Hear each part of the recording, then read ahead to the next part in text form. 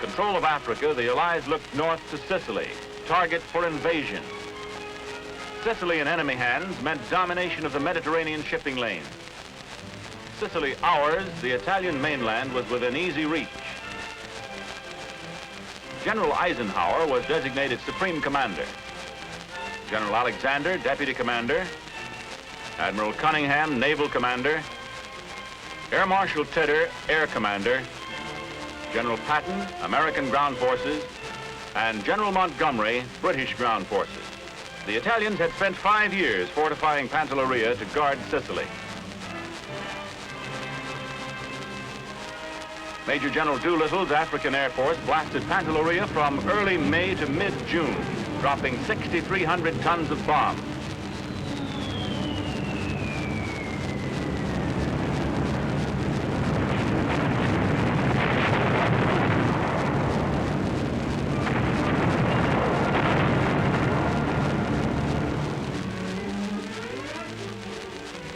On the morning of June 11th, troops of the British 1st Infantry Division approached Pantelleria.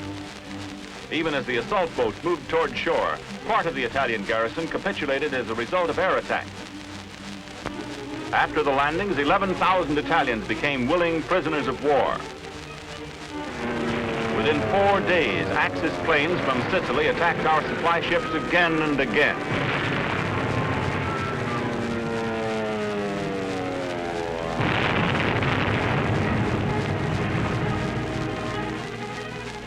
In spite of considerable damage to shipping, equipment arrived to repair Pantelleria's airfields and vast underground hangars for the assault on Sicily.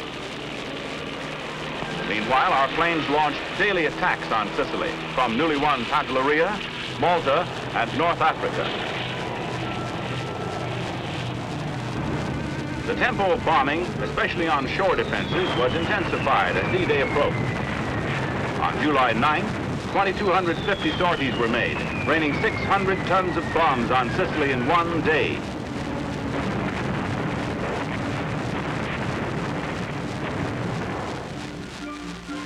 Meanwhile, at ports from the United Kingdom to Alexandria, troops and equipment were loaded for D-Day, July 10th, 1943. General Patton, after a final inspection of American forces, boarded his flagship, the Monrovia.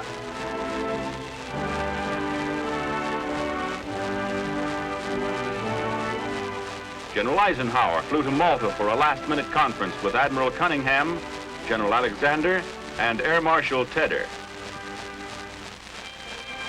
More than 3,000 ships awaited the signal for departure. Troops to make the initial assault were aboard the speediest vessels. As the Armada left Africa, Patton's American force was designated the 7th United States Army. Combined with the British 8th Army, it formed the 15th Army Group under General Alexander. Unexpectedly, a summer gale struck the convoy after several hours at sea. Smaller vessels began to fall behind. There could be no landing in such a rough sea. A high wind would slow up airborne troop carriers. Last-minute plans were made to delay the invasion, and orders were flashed to the fleet. By late afternoon, the sea leveled off with the coast of Sicily only 90 miles away. Orders for delay were canceled. With the word go ahead, troops reviewed the tactics to be employed, and each unit was briefed on its missions. 3 hours ahead of the main assault, the airfield at Ponte Olivo was to be captured by units of the 82nd Airborne Division. At 0245 hours, the 3 main forces, given the code names Dime, Cent, and Joss, were to land on the beaches. The Dime force, mostly the 1st Division, was to land east of Gela. The Cent force, mainly the 45th Division, was to land at Scoliti. The Joss force, the 3rd Division, with Combat Command A of the 2nd Armored Division as reserve, was to land on both sides of Licata. The rest of the 2nd Armored Division and the 18th Regimental Combat Team of the 1st Division comprised a floating reserve. All landings were to be simultaneous, extending the beachhead with all possible speed to line yellow from Palma de Montechiaro to Caltagirone. The British 8th Army was to capture the airfield at Pacino and the port of Syracuse. Making contact with the Americans at the left, the British were to take a second port at Augusta.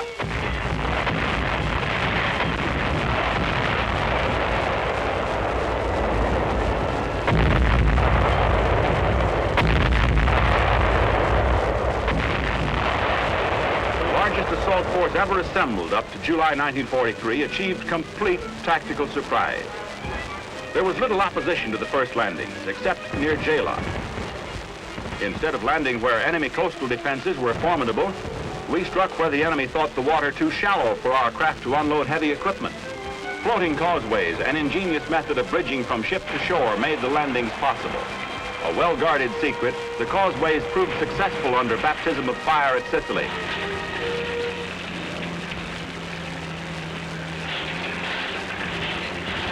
Steel mesh landing mats were laid on the sandy beaches. More than 80,000 men, 7,000 vehicles, 300 tanks, and 900 guns were landed the first 2 days. Without the then new amphibian trucks called ducks, the invasion could never have been maintained. Our forces used 700, and the British had 300 more. There was some shell fire from enemy artillery back in the hills. No counterattack developed at Jela beachhead. By the end of D-Day, the beachheads were consolidated to a depth of 2 to 4 miles. Licata, D-Day objective on the left flank, was taken by the 3rd Division.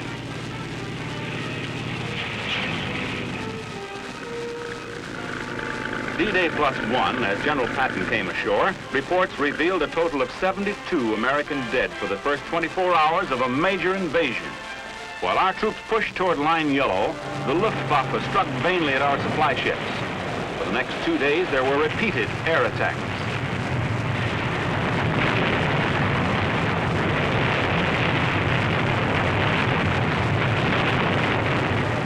The ammunition ship, Robert Rowan, was hit by a bomb which fell through an open hatchway. 1 hour later, with all hands safely off, the fire reached the ammunition.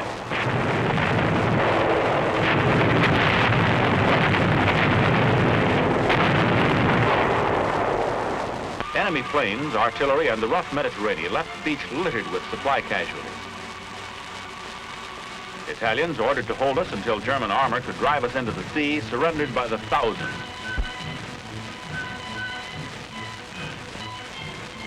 At the extreme left, American 3rd Division units fought toward Campobello and Palma di Montechiaro. We began to meet German delaying action and minefields. Major General Truscott, 3rd Division commander, led the drive on Line Yellow. There was only minor opposition at Campobello. 3rd Division troops pushed on so that by nightfall of D-Day +1, the left flank of the American sector was secure. By late afternoon of the same day, the 45th Division took the enemy airfield at Comiso. In the center, at Jela, this enemy column was caught by our fire along the road. Here, the 1st Division met sharp enemy resistance. Enemy casualties at Jela were also given emergency treatment by our medics. One phase of the operation, the movement of troops by air, departed widely from the plans but contributed significantly to success.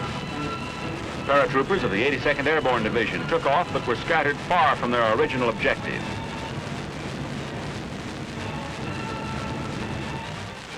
On the second night after D-Day, a disaster occurred. 23 out of 170 troop carriers were shot down by our own anti-aircraft fire during a German air raid. By 12th July, D-Day +2, our beachheads were secure and general headquarters was established in Sicily. On the left, the 3rd Division had reached its objectives on Line Yellow. In the center, focal point of the enemy counterattack, we were 8 miles inland, although a gap existed. On the right, the 45th had seized Ragusa and made contact with the British 8th Army, a continuous line across the southeastern end of the island. As snipers were being routed from buildings just beyond the town, our rapid progress on the entire left flank far surpassed expectations. By the 3rd day of the campaign, the prisoners were becoming a serious problem. We had expected stouter resistance from the Italians on their own soil. By D-Day +5, Line Yellow objectives were reached all along the line. The 3rd Division pressed on almost to Agrigento. Agrigento fell the next day. The 3rd Division pushed on along the coast, seizing Porto Empedocle.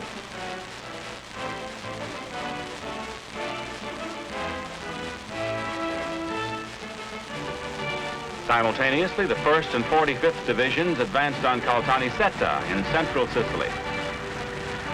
The town was taken by the 45th on the next day, while the 1st moved on east toward Enna. Almost in the exact center of Sicily, Enna was strategically important. Here, with roadblocks, mines, and other obstacles, the Germans put up stubborn rearguard resistance. By July 18th, as the Germans began a general withdrawal to the east, a provisional corps of the 82nd Airborne, 2nd Armored, and 3rd Divisions was formed to cut Sicily in two and secure the western half. Following this plan, the 3rd Division moved inland from the coast, driving north for Palermo, capital of Sicily, mopping up German rearguard elements. To the southwest, over roads repaired by Italian prisoners, the 82nd Airborne and 2nd Armored Divisions speedily occupied town after town to overrun the western half of Sicily. On July 20th, Sciacca was entered. The same day at Menfi, the Italian garrison joined the throng cheering the Americans. Castelvetrano's slogan, "The army is a sure guarantee to the country's destiny," misfired for Mussolini. Following the military maxim, march separately, strike together, we closed in on Palermo with 3 columns. Palermo promptly gave in as Italian General Giuseppe Molinero surrendered all his forces unconditionally to General Keyes.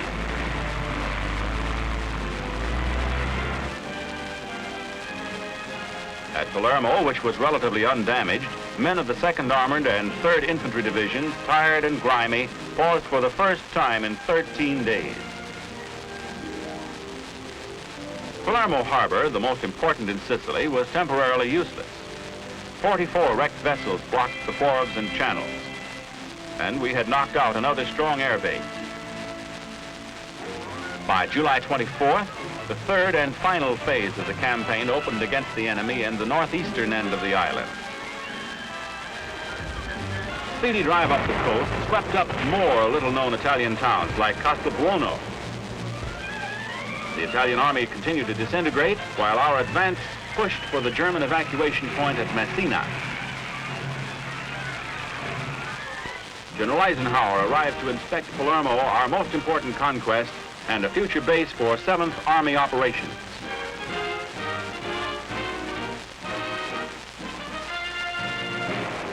The Supreme Commander arrived in time to see the Luftwaffe challenge our occupation with heavy raids nightly.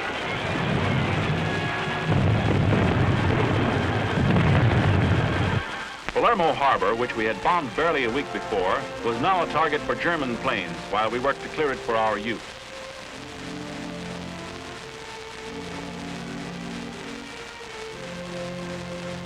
An elaborate smoke screen system was thrown up, concealing vital targets. This defense measure proved effective.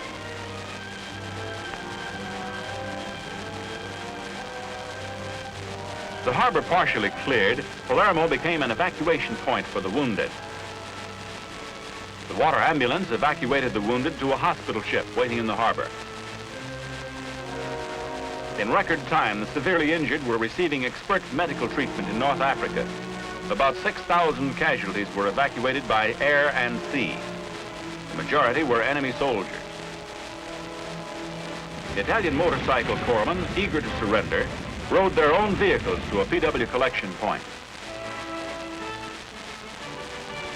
Outside Cerami, Generals Bradley, Lucas, Patton, and Roosevelt conferred in preparation for the all-out assault on the enemy. The 2nd Corps, reinforced, was designated to spearhead this strike. The 9th Division, in reserve in Africa, came up via Palermo to support the 1st, while the 3rd relieved the battle-worn 45th. On August 1st, the 3rd phase of the Allied offensive sprang into action. Americans attacked in the northern sector from San Stefano to Troina, the Canadians in the center, the British to the south. After 4 days of continuous fighting, the British smashed through at Catania. Americans at Troina faced the toughest battle of the campaign. Situated in a superior defense position, the hilltop town of Troina was the key point of German resistance. The town held firm against 1st Division thrusts and air bombings for 5 days. The enemy took our blasting, counterattacked 24 times, fighting for time to withdraw.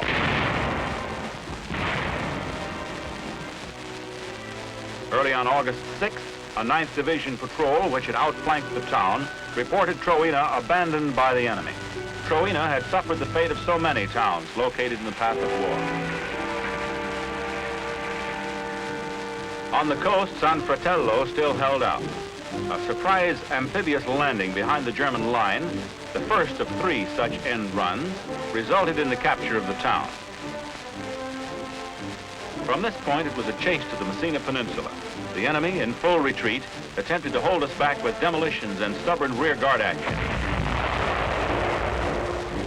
Along the coast, we moved up heavy equipment by sea to bypass blown-out bridges and mined highways. Without these amphibious operations, enemy demolitions would have caused weeks of delay. The 9th Division moved along the coast from San Fratello and made contact with the British near Randazzo, deep in the Messina Peninsula. Piper Cubs, used as artillery observation planes, radioed locations of enemy positions, which were promptly fired upon. Fire!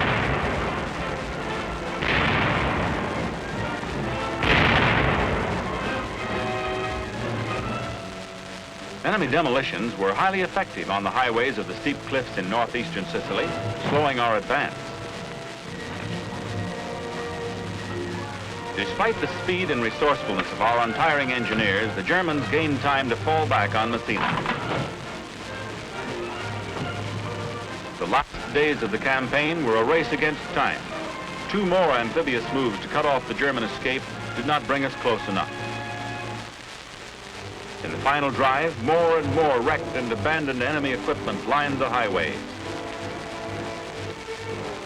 Captured enemy film tells the story of the German evacuation from Messina just prior to our arrival. Masters in the art of withdrawal, they used small craft to ferry their troops across the narrow strait under cover of a massed concentration of coastal guns.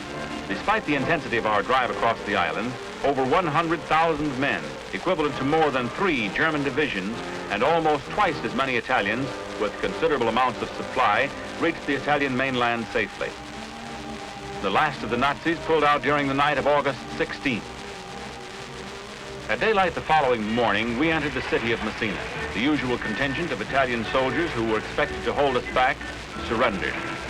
The harbor had taken a terrific pounding, first to stop Axis reinforcements, later to obstruct German evacuation.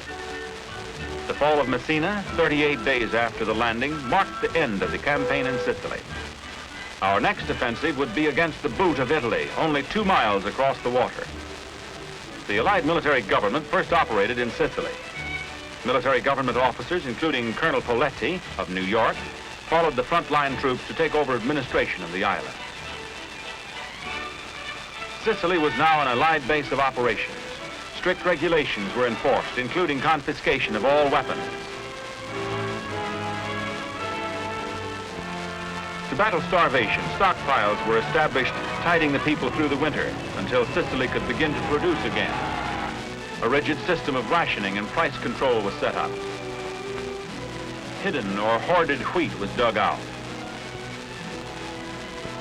Disease, the inevitable result of war, was brought under control. Courts were reestablished, and even the accused learned about justice. Banks were reopened and a new financial system established. Freedom of the press was restored. Slowly, life in Sicily began to resume its normal pattern. In December 1943, President Roosevelt paid tribute to the men living and dead whose fighting spirit and sacrifice freed Sicily.